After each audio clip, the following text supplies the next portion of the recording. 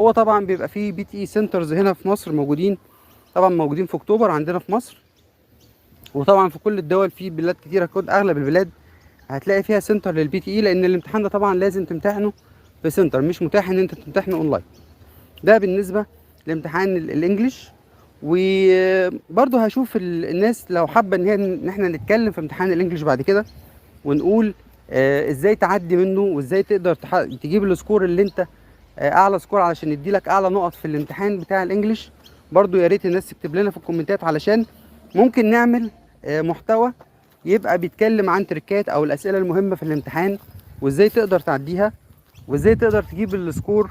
يعني من الاخر كده ازاي تقدر يعني تفهم السوفت وير بتاع الكمبيوتر بيحسب ازاي الكالكوليشن ازاي، السكورنج سيستم بتاعه ماشي ازاي، عشان تقدر تجيب السكور اللي انت يساعدك تجيب اعلى نقط في الانجليش. ده بالنسبه